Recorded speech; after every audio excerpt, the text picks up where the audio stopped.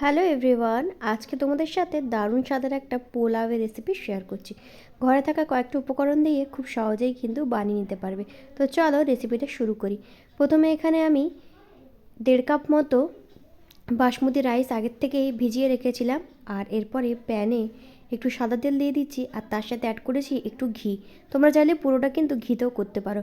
এরপরে দিয়ে দিচ্ছি ফোড়নে গোটা গরম মশলা, এলাচ, দারচিনি আর লবঙ্গ। ভালোভাবে কিন্তু ফোড়নটা একটু ভাজা ভাজা হয়ে গেলে এটার মধ্যে অ্যাড করে দেব কাজু আর কিশমিশ। কাজু আর কিশমিশটাকেও ভালোভাবে কিন্তু 2 সেকেন্ড মতো ভালোভাবে ভেজে নেব। সমস্ত কিছু ভালোভাবে ভাজা হয়ে গেলে এখানে দিয়ে দিয়েছি পেঁয়াজ কুচি। পেঁয়াজটাকে ভালোভাবে কিন্তু একটু লাল লাল করে ভেজে নেব। পেঁয়াজটা যখন একটু ভাজা ভাজা হয়ে যাবে এর মধ্যে অল্প একটু দিয়ে দেবো মটরশুঁটি। সমস্ত কিছু দিয়ে ভালোভাবে একটু ভাজা ভাজা হয়ে গেলে একটু নুন অ্যাড করব, যাতে পেঁয়াজটা খুব তাড়াতাড়ি কিন্তু গলে যায়। এরপর এটার মধ্যে যে চালটা আমি ভিজিয়ে রেখেছিলাম, সেটাকে জল ঝরিয়ে রেখেছিলাম, সেই চালটা এখানে দিয়ে দিয়েছি। ভালোভাবে কিন্তু নাড়িয়ে চাড়িয়ে নেব। চাল দিয়ে সমস্তটাকে ভালোভাবে কিন্তু একটু ভেজে ভেজে নেব।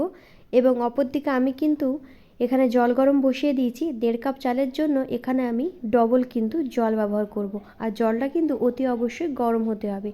তো মোটামুটি 1.5 কাপ চালের জন্য আমি এখানে মোটামুটি 3 কাপ মতো কিন্তু গরম জল ইউজ করেছি। তারপরে এটা মোটকে ঢেকে লো ফ্লেমে হতে দেব যতক্ষণ না পর্যন্ত জলটা একেবারে শুকিয়ে যায়। এ পর্যায়ে নুন এবং অল্প একটু মিষ্টি অ্যাড করেছি, সেটা কিন্তু তোমরা চেক করে নেবে। তো এখনও কিন্তু জলটা ঠিকঠাক করে শোকায়নি, মাঝখানে কিন্তু একটু দেখে নেব নাড়িয়ে চাড়িয়ে। তো দেখো জলটা কিন্তু অনেকটাই শুকিয়ে গেছে আর একদম কিন্তু ঝরঝরে হয়ে গেছে। খুব সহজেই কিন্তু তৈরি হয়ে গেলে এরকম ঝরঝরে সাদা পোলাও। খেতে কিন্তু দারুণ লাগে, আর তোমরা বাড়িতে বানিয়ে অবশ্যই ট্রাই করো।